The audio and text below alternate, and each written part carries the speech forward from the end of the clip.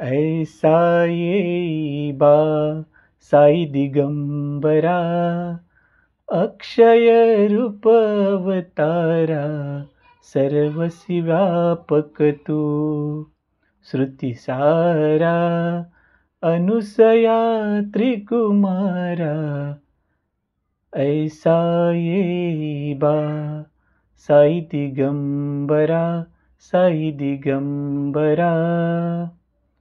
अनंत कोटी ब्रह्मांड नायक, राजाधिराज योगीराज, साक्षात परब्रह्म श्री सच्चिदानंद सद्गुरु साईनाथ महाराज की जय. नमस्कार मित्रांनो, ओम साईराम. मित्रांनो, आज नवीन दिवस, नवीन विषय घेऊन तुमच्या समोर आलो आहे. मित्रांनो, शिर्डीचे साईबाबा हे सर्वांना माहीतच आहेत. त्यांना समाधी घेऊन 104 वर्ष झाली आहेत. पण हीच समाधी अगदी जगाच्या कानाकोपऱ्यातून लोक पाहण्यासाठी येत असतात. असे हे आपले शिर्डीचे साईबाबा. शिर्डीचे साईबाबा यांनी दिलेले 2 मंत्र, 2 शिकवण म्हणावी लागेल, श्रद्धा आणि सबुरी. मित्रांनो, हे 2 मूलभूत मंत्र केवळ दोन्ही बाजूंना फोटोसमोर दोन्ही बाजूला लिहिण्यासाठी नाहीत, तर एक जीवनाचा मंत्र आहे तो श्रद्धा. श्रद्धा म्हणजे आपण जे काही काम करू त्यावर आपली श्रद्धा असली पाहिजे.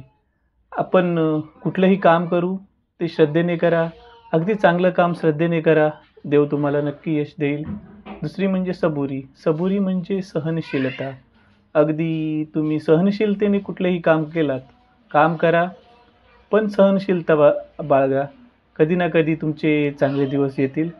अशा प्रकारे जवळजवळ 104 वर्ष समाधीला होऊनही आज जगाच्या कानाकोपऱ्यातून शिर्डीत येत असतात.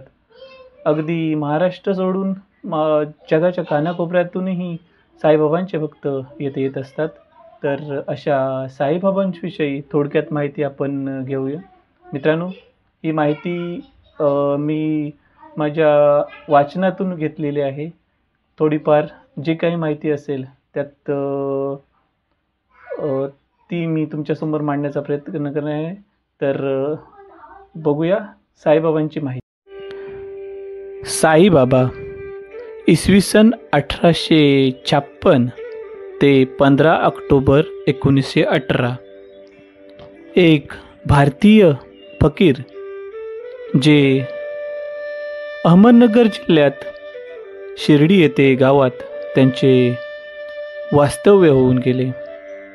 म्हणूनच त्यांना शिर्डीचे साईबाबा म्हणून ओळखले जाते. येथूनच बाबांनी सर्वांना श्रद्धा व सबुरी हा महामंत्र दिला. शिर्डीस आल्यावर प्राप्त होणाऱ्या मनशांती व मिळणाऱ्या आत्मविश्वास यामुळे शिर्डी हे भारतासह जगभरातील लाखो भाविकांचे श्रद्धास्थान बनले आहे. साई सच्चिदानंद ग्रंथातील अध्याय 4 अनुसार श्री साईबाबांचा जन्म, त्यांचे मातापिता, त्यांचा धर्म, जात, पंथ याबाबत कोणतीच माहिती नाही.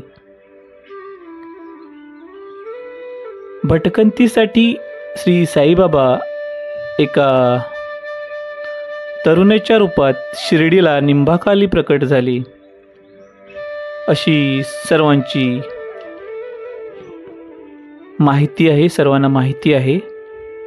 श्री साईबाबा शिर्डीमधील एका पडीक मशीद राहत, जिला ते द्वारकामाई असे संबोधित.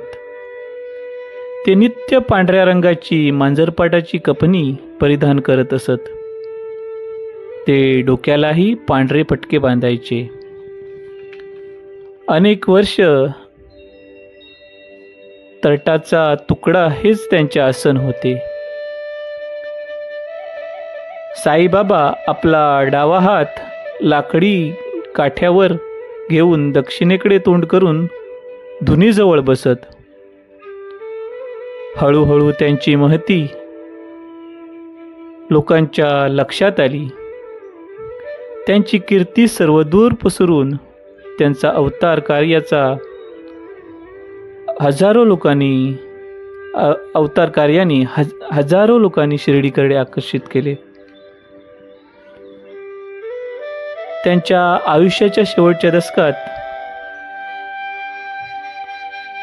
सर्व पूजा साहित्यानिशी समारंभपूर्वक त्यांची पूजा सुरू झाली आणि द्वारका माईला राजदरबाराचे स्वरूप प्राप्त झाले. तरी देखील बाबांनी आपली साधी जीवनशैली बदललेली नाही. भक्त त्यांचे ईश्वरावरील प्रेम आणि वरदान प्रत्यक्ष प्राप्त होत असे भक्तांना वाटत असे. बाबा भक्तांना आपला ईश्वरावर आराधनेचा मार्ग बदलू देत नसत. साई या शब्दाचा अर्थ मालक असा आहे. साईबाबा हिंदू मुस्लिमांच्या सर्व लोक समान होते. त्यांनी धर्मनिरपेक्षतेची शिकवण दिली. अल्ला मालिक, श्रद्धा सबुरी हे साईंचे बोल होते. साईबाबा हे मोमीन वंशीय मुस्लिम होते असे मानण्यात येत. जेव्हा पहिल्यांदा त्यांना माळसापतींनी पाहिले तेव्हा साई अशी हाक मारली, कारण त्यावेळी लोक मराठी, उर्दू, पारशी मिश्रित भाषा वापरीत असत. साईचा अर्थ फकीर किंवा यवनी संत असा आहे. साईबाबांसाठी हिंदू मुस्लिमांच्या सह सर्व लोक समान होते. त्यांनी धर्मनिरपेक्षतेची शिकवण साऱ्या जगाला दिली होती. सबका मालिक एक आणि अल्ला मालिक हे साईंचे बोल होते. साईबाबांचा जन्म कधी आणि कोठे झाला आणि त्यांचे आई वडील कोण होते ते अज्ञात आहे. त्यांची सत्यता कोणत्याही दस्तऐवजावरून माहिती नाही. शिर्डीच्या साईंनी स्वतः याबद्दल काहीही सांगितले नाही.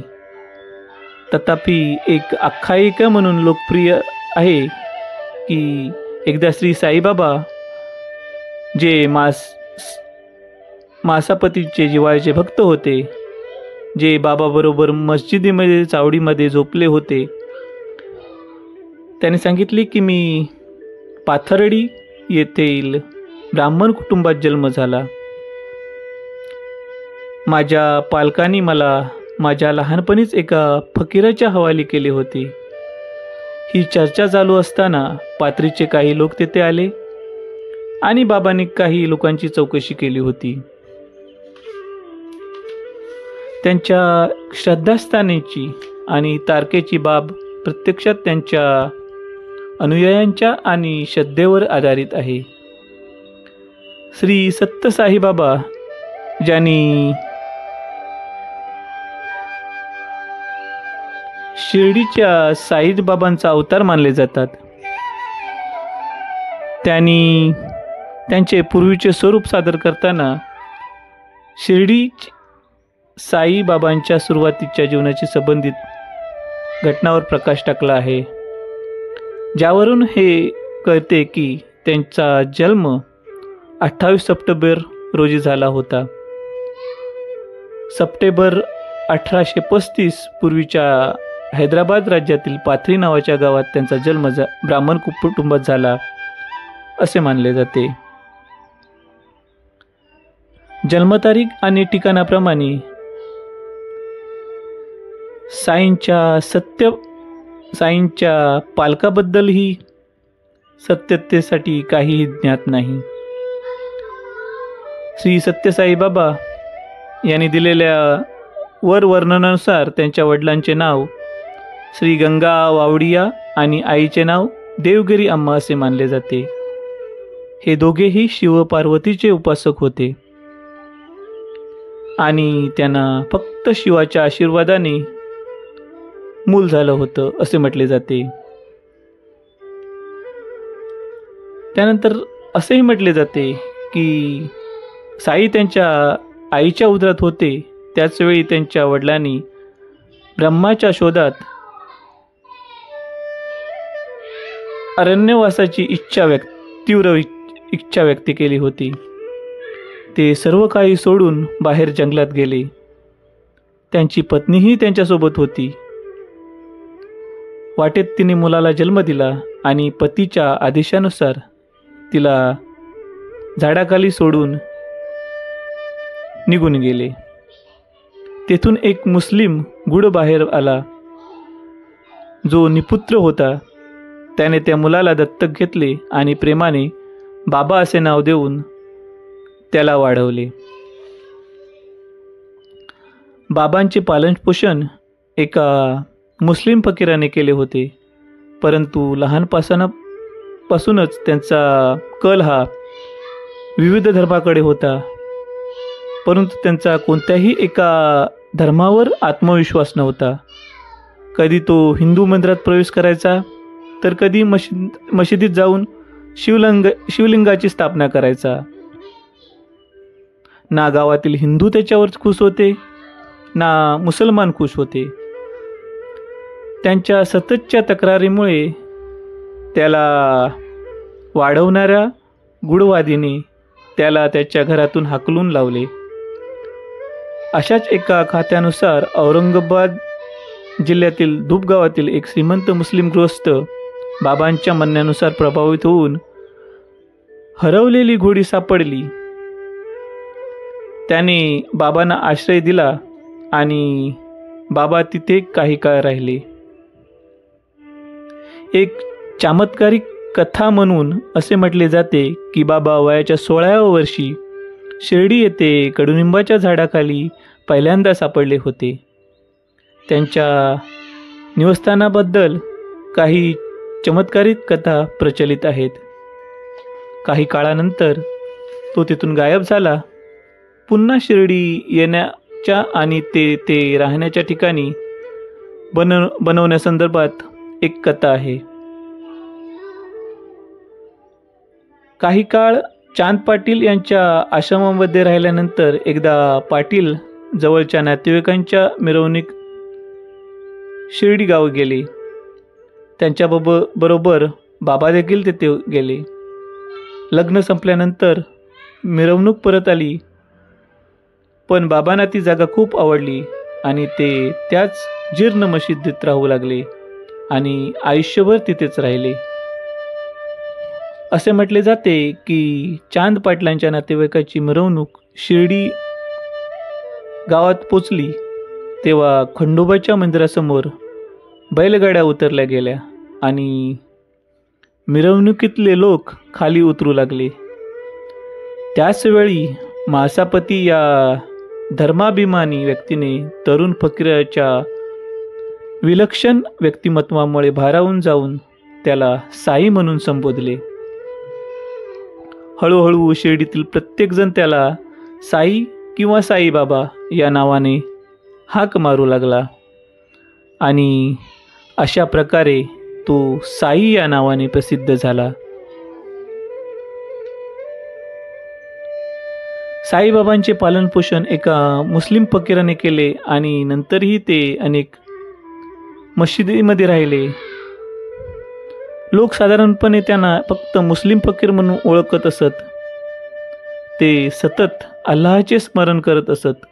तो अल्लाह मालिक म्हणायचा, तथापि त्याने सर्व धर्माच्या ऐक्यावर भर दिला आणि वेगवेगळ्या धर्मांना त्यांच्या आश्रमामध्ये स्थान दिले. त्यांचे अनुयायी हिंदू आणि मुस्लिम दोन्ही होते. हिंदू आणि मुस्लिमांचे विविध धार्मिक सण त्यांच्या आश्रमात साजरे केले जातात. हिंदू धर्मग्रंथांच्या अभ्यासालाही त्यांनी आश्रय दिला. त्यावेळी भारतातील अनेक प्रदेशामध्ये हिंदू मुस्लिम द्वेष प्रचलित होता, परंतु त्यांनी हिंदू मुस्लिम एकाचा संदेश दिला होता. 15 ऑक्टोबर 1818 रोजी दसऱ्याच्या दिवशी साईबाबांचे शिर्डीतच निधन झाले. अशा प्रकारे अनेक भक्त ज्यांना साईबाबा अतिशय प्रिय होते. मित्रांनो, या व्हिडिओतील जे सर्वात शेवटाले जे फोटो आहेत ते प्रत्यक्ष साईबाबांचे आहेत. तर तुम्हाला हे फोटो पाहता यावेत यासाठी मी प्रत्यक्ष साईबाबांचे फोटो तुम्हाला व्हिडिओच्या माध्यमातून दाखवत आहे. श्रद्धा आणि सबुरी असा मंत्र देणारे साईबाबा, असे हे साईबाबा आपल्या भक्तांच्या काळजात आहेतच. पण जगातून अनेक भक्त आज शिर्डीला भेट देत असतात. मित्रांनो, हा व्हिडिओ तुम्हाला आवडला तर नक्की लाईक करा, शेअर करा, सबस्क्राईब करा आणि सर्वांना हा व्हिडिओ दाखवा, जेणेकरून साईबाबांची माहिती सर्वांना आहेच, पण साईबाबांविषयी प्रेम या व्हिडिओतून व्यक्त होईल. धन्यवाद.